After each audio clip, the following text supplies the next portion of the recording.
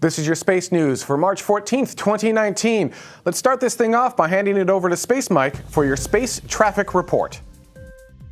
Hello everyone, welcome to your space traffic report. My name is Space Mike, and this week we only had one rocket launch that occurred. A Chinese Long March 3B rocket that launched on Saturday, March 9th at 1728 Coordinated Universal Time from Launch Complex 2 at the Xichang Space Center in Sichuan, China. The payload on this rocket was the ChinaSat 6C commercial communications satellite. It's the 19th in a fleet of Chinese satellites, some of which were formerly ChinaStar, Sinosat, and AppStar satellites, before being acquired when the parent companies merged into the state-owned China Aerospace Science and Technology Corporation. ChinaSat 6C was apparently launched successfully, making this the third successful rocket launch for China in 2019. Now, there was also some traffic at the International Space Station this week. And to continue their coverage of SpaceX's Crew Dragon Demo Mission 1, please welcome Tim Dodd, the Everyday Astronaut. Hi, it's me, Tim Dodd, the Everyday Astronaut, and we are here to talk about, of course, the Crew Dragon capsule, SpaceX's first time using their new Dragon capsule. They wrapped up the end of an absolutely flawless mission. It started on Thursday, was kind of the beginning of the end, and that's when they closed the hatch at 12:39 Thursday afternoon. Now, before they did that, though, they actually put about 300 pounds or 135 kilograms back into the Dragon capsule to send down, so that, you know, sometimes it's a good idea to have some down mass from station, and this time they actually included a few things from a failing spacesuit, so they actually were able to get that home, and now people are able to look at what went wrong with the suit. So it undocked at 2:38 a.m. Friday, and that officially began its re-entry process. And soon after that, about 5 hours later, after it got far enough away from the station, it jettisoned its trunk that has the solar panels and the radiators on it. And then just a few minutes after that, it performed a 15-minute deorbit burn. So really, really, really slowly slowing itself down so that its perigeous lowest point in the orbit dips into the atmosphere, and the atmosphere takes the rest of the work from there. It actually used the Draco thrusters that were under the nose cone, and the nose cone remained open during the burn. It also has the star trackers inside there. So then they just closed that up. And then it prepared for re-entry. It ended up beginning re-entry officially at about 8:30-ish a.m. So just a few minutes later, really about half hour later, it began to experience re-entry. It ended up after it slowed down enough, it released its drogue chutes, and then 4 main parachutes. And this is different from Dragon 1, which only had 3. It's an extra layer of redundancy, as well as a slower splashdown speed for added comfort for those astronauts.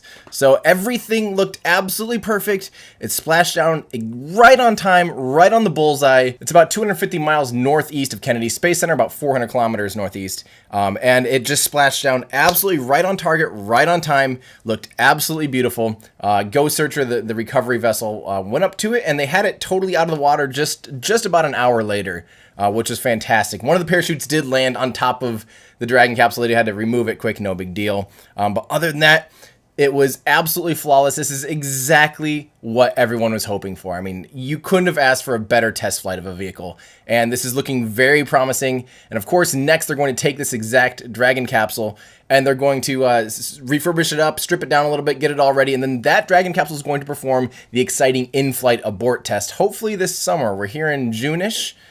So that's going to be really exciting because it's going to have to perform an abort at maximum aerodynamic pressure, which is certainly going to be extremely exciting. So everything looks fantastic. Congrats, SpaceX and NASA. This was a flawless mission.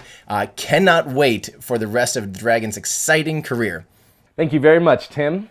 Now, meanwhile, the Beresheet lander has been making progress on its way towards the moon, despite some sensitivity with its star trackers that allow it to navigate, and a computer glitch where the navigation computer unexpectedly restarted before a planned maneuver. So far, though, the Israeli lunar lander has made 3 successful engine burns to steadily raise its elliptical orbit until it reaches the moon in early April. And along the way, Beresheet has returned its first photo back to Earth. Of the Earth.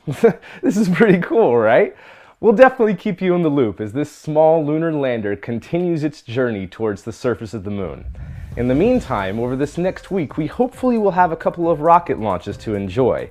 A Soyuz rocket is about to launch 3 new crew members to the International Space Station, 2 of which were on that aborted Soyuz rocket last year. A Delta IV rocket in its medium configuration, the last time that'll ever fly in that configuration, and hopefully we'll also see an Electron rocket from Rocket Lab. We generally don't consider suborbital launches part of our space traffic report, but we do enjoy new entrants to the market. Our own Lisa Stojanovsky had a chance to go to Spaceport America to see one of those new entrants, and it had a special payload aboard. Microgravity research has led to discoveries of better medicines and new ways to treat diseases such as cancer and osteoporosis. But researchers typically have to wait weeks to months to get their experiments on the International Space Station or to fly on a suborbital rocket, and then wait again to get their experiments back. But suborbital launch provider Exos Aerospace is providing a way for scientists to get their experiments in microgravity faster and to get them back within a matter of minutes. Exos launched their reusable Sarge rocket on March 2nd around 1645 UTC from the Spaceport America in New Mexico. This was the second flight of this rocket, which flew a Pathfinder mission in August of 2018. This flight was dubbed Mission 1 and carried multiple payloads. These included a thermal energy transfer experiment by high schoolers, a NASA-sponsored vibration dampening device, and a University of Central Florida experiment that will help us understand the early formation of the solar system through monitoring how dust sticks to itself in microgravity. Purdue University provided a sensor package to enhance the science of all experiments by precisely monitoring environmental conditions such as air pressure and temperature inside the payload module. The Center for Applied Space Technologies and the Mayo Clinic collaborated on a multiple biomedical payload, sending up live cells looking for new ways to understand brain tumors and the compounds that cells secrete both during launch, microgravity, and landing. Exos Aerospace makes this experiment possible with their rapid rocket recovery. The Sarge rocket returns gently under a steerable parachute, in this case landing only 1.2 kilometers from the launch site. The rocket and payloads were returned in just around 30 minutes post-launch.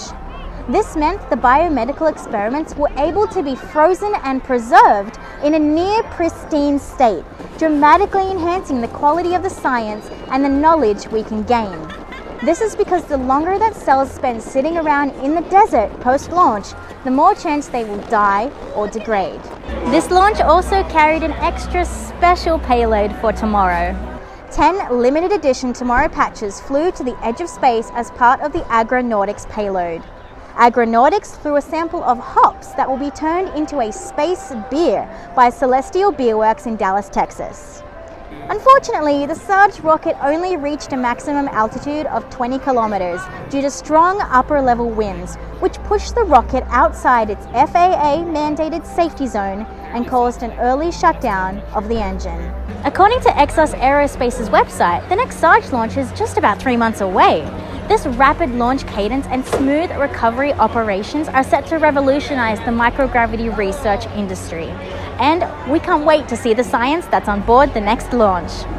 Still talking about rockets, NASA had some interesting news this week. On March 13th, NASA Administrator Jim Bridenstine opened the possibility for flying Exploration Mission 1 around the moon in 2020, but not launched by the Space Launch System, but rather a commercial partner. Now, this was an interesting exchange, so we're going to leave a good chunk of it intact for you.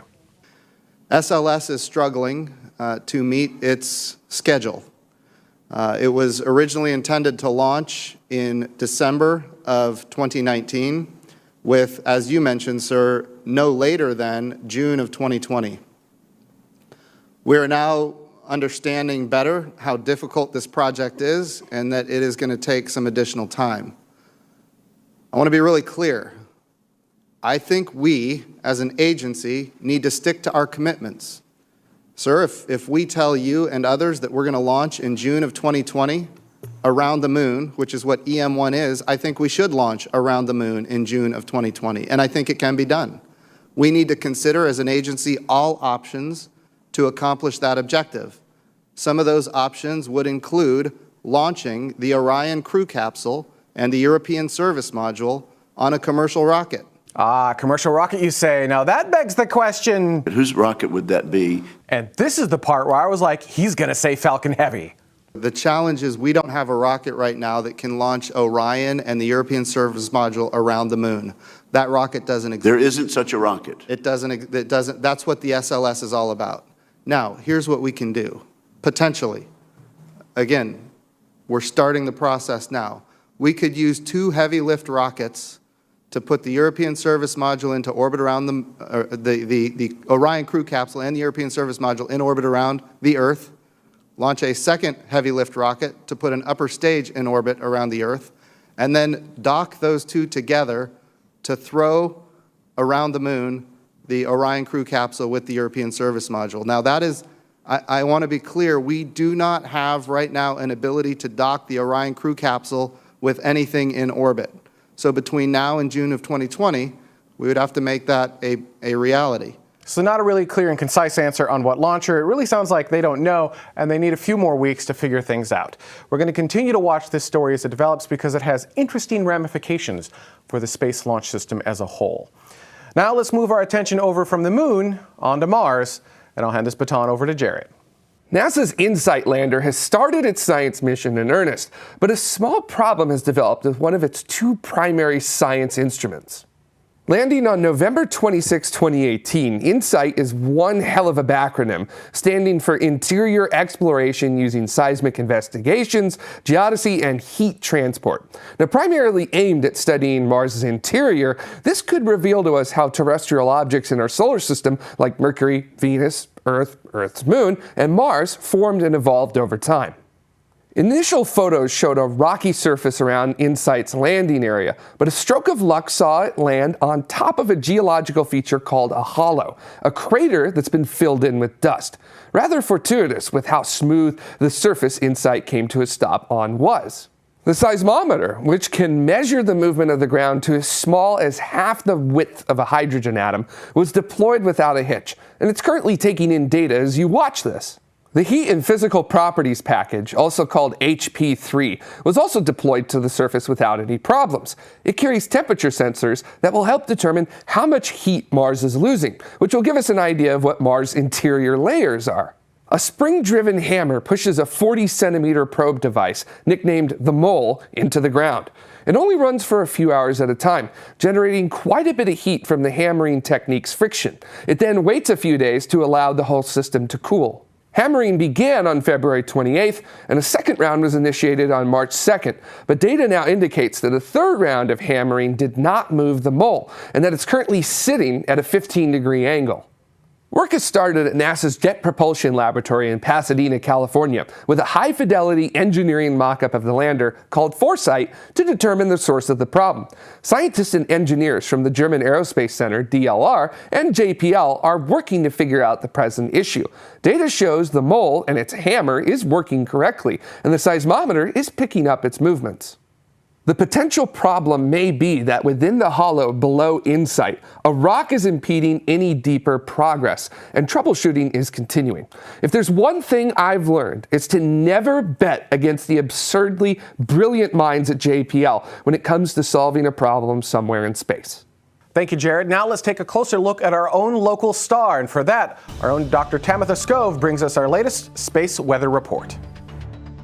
Space weather this week is getting very exciting. As we switch to our front side sun, you can see a couple of bright regions. Now the top region is Rogue Region 2734, and the reason we call it Rogue is because it's showing some influence from the new solar cycle, that's solar cycle 25, and it's far more active. You can see after this lunar eclipse here, it fires off an Earth-directed solar storm. In fact, it fires off several of these storms over a couple days. That first main storm has hit us at Earth. It has brought aurora down to Michigan and as far north as New Zealand. Now, as we switch to our backside sun, you can see in stereo's view on the west limb, you can see a couple of those solar storms being fired. But what you also see is some bright regions on the sun's backside. Those will be rotating into Earth view here in the next couple days. So amateur radio operators and aurora photographers, we do have more activity on the way. So it looks like this week is going to be fun. Switching to our moon, we are now passing through the first quarter moon phase, with that being on the 14th. And even by the 16th, the moon will be about 70% illuminated, so it will be lighting up the skies. So you night sky watchers, you'll need to check your local rise and set times. And now for your Leo, Meo Geo Orbit Outlook. As we switch to our low energy space environment, these are the particles that can cause surface charging on satellites, including charging up the solar arrays and causing all sorts of electrical discharges. You can see those fluxes building around outside of the geo-orbit and even beginning to infiltrate inside the geo-orbit down into the MEO-orbits. This is what happens when you have a solar storm, folks. It causes these radiation belts to start getting very energized. So you satellite operators, expect to have some possibility for surface charging issues easily over the next few days. For more details on the space weather this week, including aurora photos from where it's been seen during these solar storms, how the storms have affected amateur radio, GPS, and emergency response, and also what more storms are in store for us, come visit my channel or check me out at spaceweatherwoman.com. We're still working on solidifying our actual guest for our live show this week. It's either going to be Rod Pyle talking about the settlement of space, or with that very recent Orion announcement, we might be talking about the Space Launch System and Exploration Mission 1. No matter what we end up with, the live shows are a lot of fun. Check them out each Saturday at 1800 Universal Time. I also want to take a moment and thank all of the citizens of tomorrow. These are the people who contribute to financially support the show. Without your help, we wouldn't be able to make these space news and live shows happen. We're even thinking of a possible new space conversation show to kind of pick up that slack from our old discussion topics. And it is this list of people who enable us to build fun, new space-based programming. If you enjoy this and want to help contribute, check out patreon.com/TMRO or our new monthly campaign I'm testing out at subscribestar.com/TMRO. That's the show this week. Thank you so much for watching, and I look forward to talking to you tomorrow.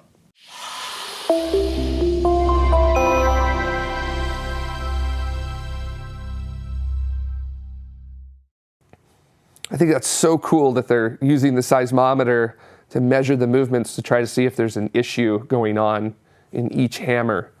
So they're checking each individual hammer so far. It's ridiculous. It's redonkulous. If there's one thing I've learned, it's to never bet against the absurdly brilliant minds at JPL when it comes to solving a problem somewhere in space.